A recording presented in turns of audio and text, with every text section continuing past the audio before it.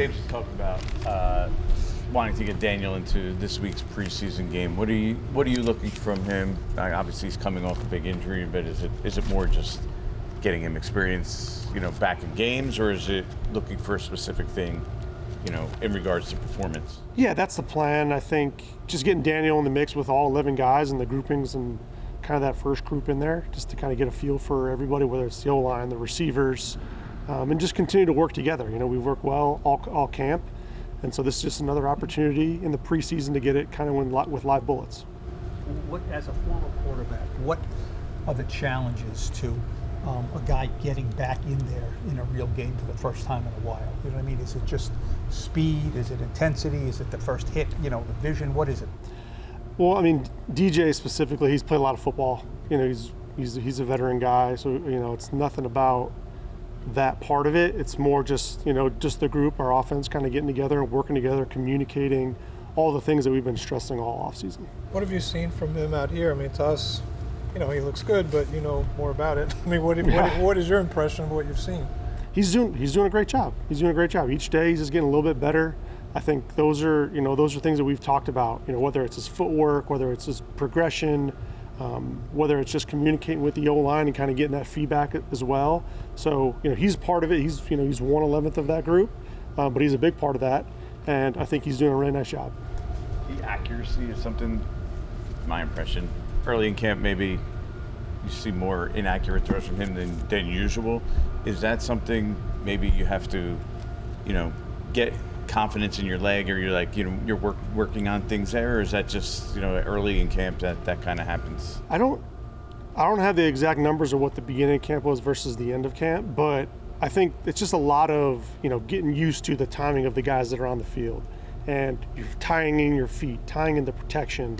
So it's there's a lot of things that kind of go into it, and from a fundamental standpoint, whether it's receiver route depth, the area of the space in the field where they got to attack, whether it's the offensive line, whether if there's push or there's not push, it's the footwork of the quarterback, what type of drop are you taking, 3-step drop, a quick three, a big three, so all those things got to tie in and match up for a pass to be effective, right? So we stress it, we look at it, we evaluate it, we talk about those things in depth, and whenever we can improve on those things, we try to enact on it, and then we work on it in an individual, in a group setting, and then in a team setting. So it's kind of a nonstop process to get those type of plays off, and those are things that we talk about on every single play, whether it's a run, pass, play action, screen, like all those details are just super important. Mike, you seem to be working Theo Johnson in Walmore. Talk about his progress and how he's starting to grasp what you're looking to do. Yeah, Theo's a rookie, and he's right on schedule with where he's at in his development. He was one of those guys that kind of started a little bit later in training camp, just getting back from the injury. But he's doing a really nice job. I'm happy. I'm excited about him. Going to keep him, inserting him into the offense, and continue to find ways to get him involved. Along those lines, while after season here in Illinois, what strides would you like Bellinger to make in year 3? So Belly is one of those kind of guys that kind of does it all in the pass game, in the run game. He's continuing to develop and grow. He's getting stronger. You saw that leap from year 1 to year 2, and you can see his confidence in year 3 of just being in the same system for 3 years. So that's going to pay dividends for him. And again, I'm excited about him because he's one of those guys that's I see and I visualize as a leader of that group. So whether he's on the field or he's off the field, he's one of those great teammates that you can rely on. Does Eric Gray look like he's a different football player than a year ago? He does. As a young player, as a rookie, you're trying to find your way. And this is the kind of the process that a lot of young players go through, and some are faster than others. But Eric's having a good camp. He's certainly really confident right now in his running, his pass pro, his routes, and that was an aspect of his game that we saw at Oklahoma, when we drafted him. So he's just continued to grow and continue to develop, and he's a bright young player that we're excited about. You were in Kansas City, you obviously had like a number 1 receiver, game-breaking type player. What does that do for an offense, and how does that challenge the defense when you have a guy like that? Yeah, anytime you can get those matchups, that's what this league's about, is getting the right matchups, one of your better players and one of their lesser players. So wherever you can formate that, and really the position you're talking about, receiver, it could be a tight end, it could be a running back, it could be a formation. that creates those mismatches. So that's what this game's about. This is what this league's about. It's a personnel league. And then as coaches, you look at those players and you put them in the spots, and then you create the seams and you get creative with how you can get those guys the football. How intrigued are you to see Malik possibly, get an opportunity to go up against a guy like Sauce Gardner next week to kind of, give him that experience or see how he kind of stacks up in that regard? Yeah, I mean, that's kind of a little bit further in the future here, but we're excited about Houston. They got a talented group. Stingley's one of those premier corners that we got to look at, and I think it'll be a good matchup all around. They're a really good defense with a lot of production. Mike, there used to be a school of thought that it was hard for rookie wide receivers to come in and make a big impact. The change from college to NFL. Not necessarily about Malik now, but in general, do you think it is easier for these young guys to make the transition, and if so, why? I don't know if I would say it's easier. I would just say each player has its own way of growing within that team, within that system. There's a lot of factors that go into it, and I really believe in our development plan with Dave's, myself, and then the receiver group, Coach Groh and Cade. Those guys do a great job of really kind of breaking it down for the young players to make sure they understand the rules, their assignments, and they can go and execute them.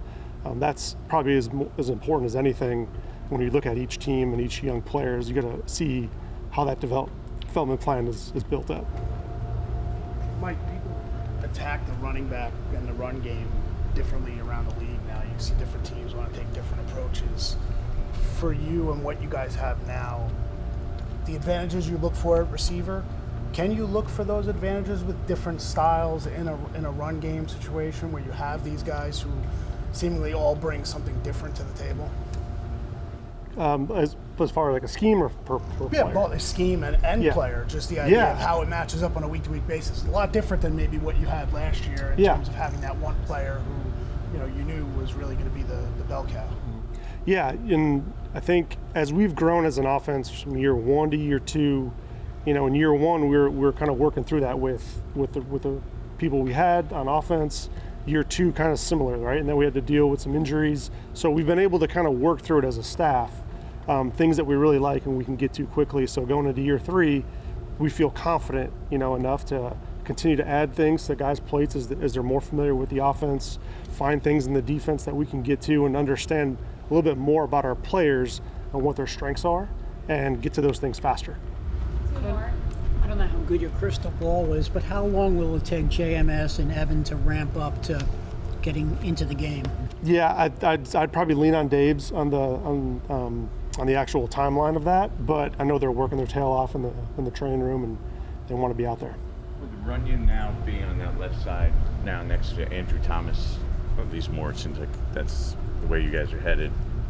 From an offensive standpoint, does that change or make you lean one way when you in regards to play calling?